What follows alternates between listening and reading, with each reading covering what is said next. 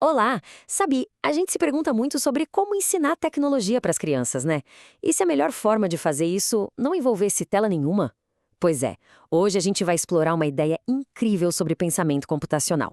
E o mais curioso é que ela começa com uma coisinha que todo mundo tenta evitar: o erro. Pensa bem, a gente vive num mundo rodeado de telas por todos os lados. E aí surge a grande questão, né? Como é que a gente ensina as crianças a realmente pensar com a tecnologia e não só ficar deslizando o dedo na tela, a só usar os aplicativos? Então, uma parte importante da resposta está aqui, no que a gente chama de pensamento computacional. Mas, ó, calma aí, esquece aquela ideia de que isso é coisa de programador, de gênio da informática, não é nada disso. Pensa nisso mais como um jeito de organizar as ideias para resolver qualquer tipo de problema, usando criatividade, usando lógica. É, no fundo, uma nova forma de pensar. E aqui no Brasil, tem um pessoal que está fazendo um trabalho incrível com isso. É o grupo de pesquisa Argos, lá da PUC-Sam. Eles criaram uma abordagem super inovadora que parte de uma ideia que, à primeira vista, pode soar até meio radical, sabe? Mas que é muito, muito poderosa. E a ideia é exatamente esta: o erro não é um problema. Na verdade, ele é uma parte super importante para a gente conseguir construir uma solução. Em vez de tratar o erro como algo ruim que a gente tem que evitar a todo custo, a proposta deles é colocar o erro bem no centro do aprendizado. E olha, essa mudança de perspectiva é a base de tudo que a gente vai ver agora.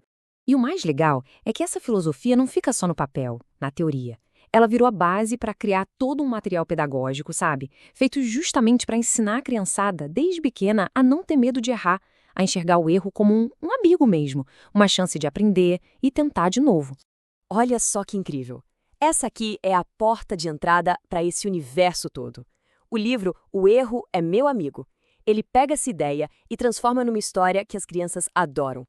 Na história, tem um personagem chamado Erro que ajuda a garotada a não ficar frustrada e a continuar tentando. E aqui a gente consegue ver o impacto real disso. Na foto estão as autoras, a Lúcia Girafa e a Margarete Santos. E olha só que demais. Elas estão numa exposição com desenhos feitos pelas próprias crianças sobre o que o erro é para elas. E o resultado é esse. Não tem monstro, não tem nada assustador. Elas desenham o erro como um amigo, um parceiro de aventura. Isso mostra, na prática, a virada de chave na cabeça delas. Então, a partir do momento em que as crianças perdem esse medo de errar, elas se sentem muito mais seguras para explorar, para tentar coisas novas. É com essa base sólida que o método continua, usando o que elas mais gostam, histórias, para explicar outros conceitos do mundo digital que parecem super complicados. No livro Algo e Ritmo, por exemplo, a gente tem cachorrinhos e um gato que, de um jeito super divertido, ensinam o que são algoritmos e bugs. E quando aparece um bug, um probleminha, ele não é tratado como um vilão. É só um quebra-cabeça que precisa ser resolvido. Isso reforça de novo aquela ideia. Errar faz parte do jogo, faz parte de criar. E o trabalho deles vai além, com um foco muito importante em inclusão e representatividade.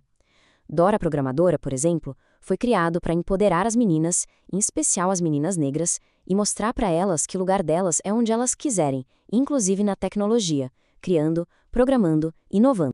A coleção também se preocupa com o que a gente chama de letramento digital. Tem livros como Olivia e a Internet e Nem Tudo que Vejo e Ouço é Verdade.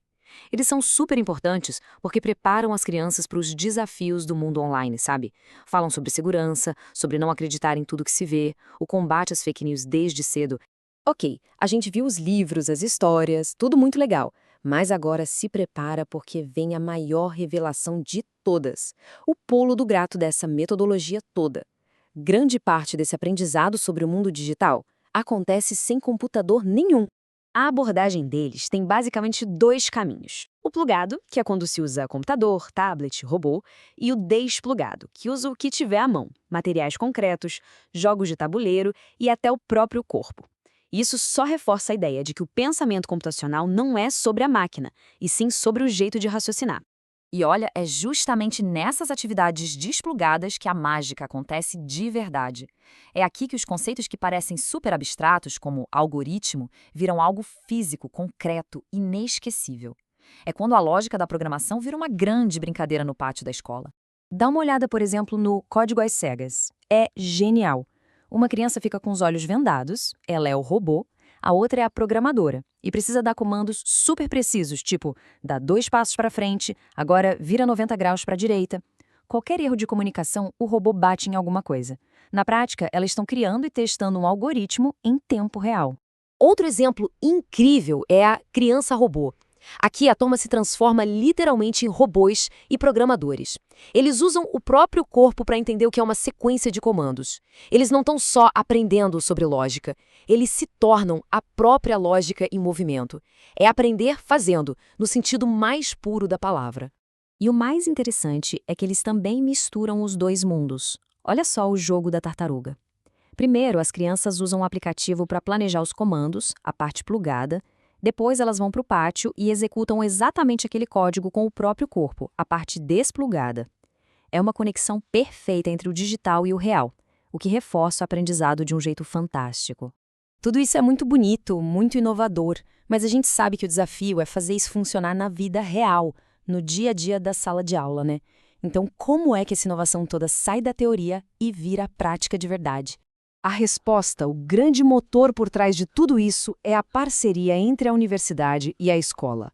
O pessoal do Argos não fica lá na universidade criando material para depois só entregar na mão dos professores. Não. Pesquisadores e professores da educação básica trabalham juntos, lado a lado. Os professores viram coautores, eles validam, ajudam a criar. É isso que garante que tudo funcione. É a união perfeita entre a teoria da academia e a experiência prática de quem está ali, no chão da sala de aula. E tudo isso nos leva de volta àquela nossa primeira ideia, a do erro. Fica aqui a reflexão pra gente. E se o verdadeiro primeiro passo para inovar na educação não estiver no computador mais moderno ou no aplicativo mais caro, mas em algo muito mais simples e humano, a coragem de errar?